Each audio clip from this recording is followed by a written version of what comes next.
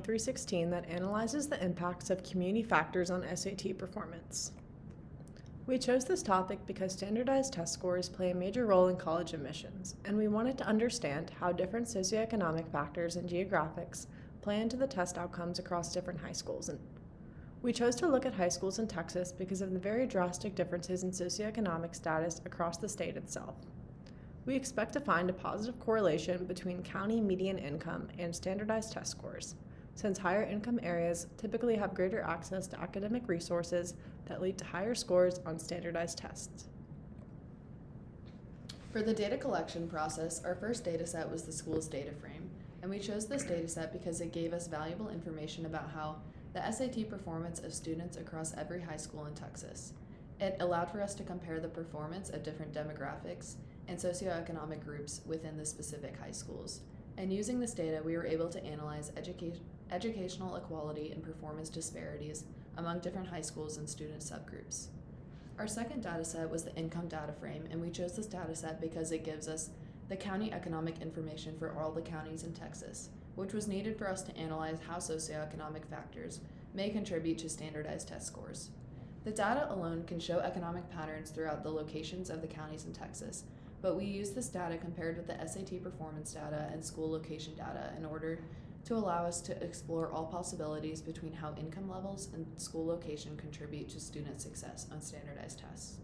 And our last data frame was the public data frame, and we chose this data set because it includes every public high school in Texas and provides key details such as enrollment numbers and county location.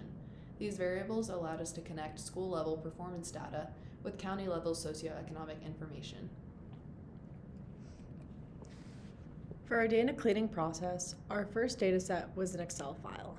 This dataset was cleaned by first selecting only the relevant columns and filtering the rows to include the student demographic groups that we wanted to analyze. We then had to handle masked values, such as less than 50. To make these values usable so our code would not error, we had to remove the less than symbol, convert the remaining number to a float, and then divide by 2 to estimate the midpoint of the masked range. We then had to convert all values to integers to standardize our data types.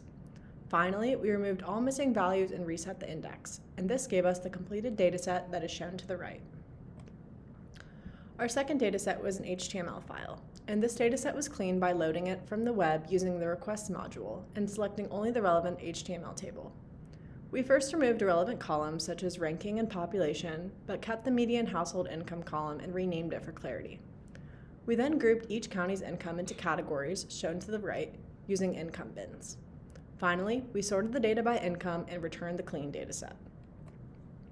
Our third dataset was a JSON file, and this dataset was cleaned by selecting only the columns we needed for our analysis.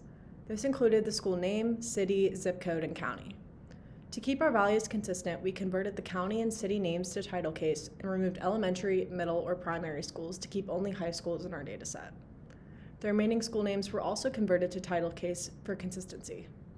Finally, we sorted the data by county and school name, reset the index, and returned the dataset as a JSON file. Our first insight looked at the highest participation counties and identified which Texas counties have the highest SAT participation rates. Participation matters because it shows where students are being encouraged and supported to take college readiness exams, such as the SAT. We did this by using a group by function to calculate average participation by county. We then sorted the results and selected the top 20 counties to highlight the highest engagement areas.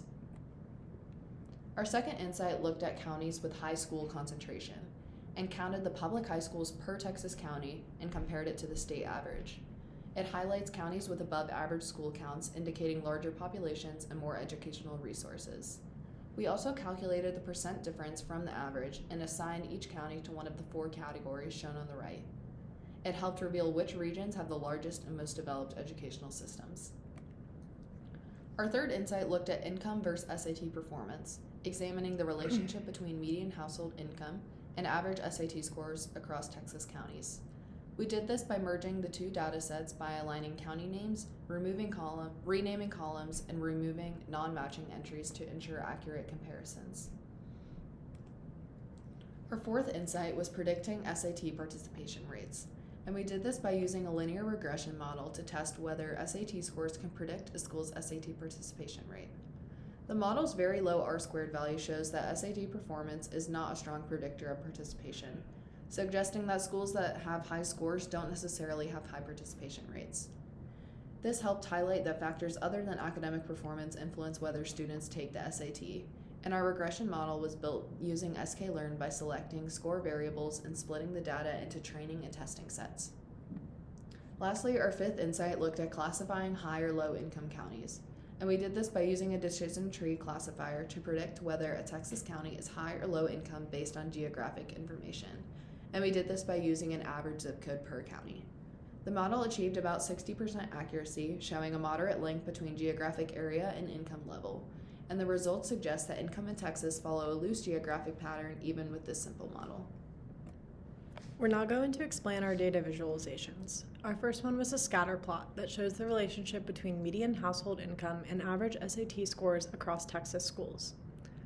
This scatter plot combined the school and income datasets to plot each school's SAT score against its county's income levels to look for trends.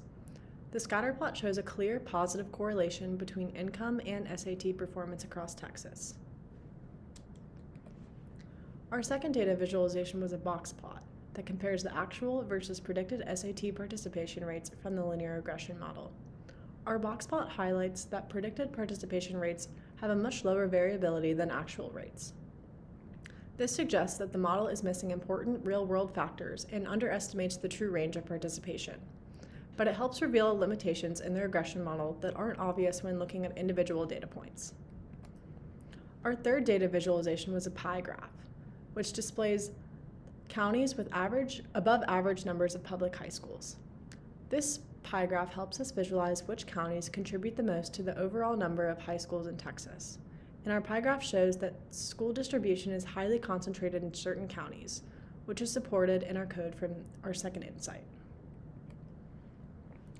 For our overall results and conclusions, our insights and visualizations show that higher household income is often associated with stronger SAT scores.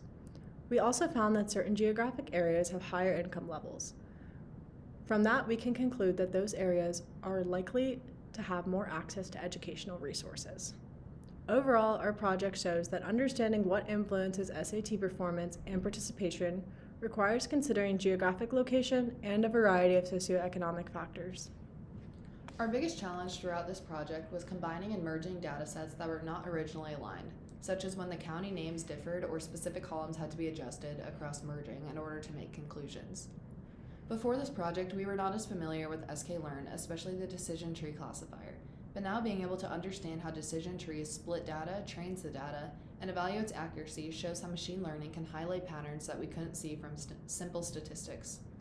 And that's all from our presentation. Thank you.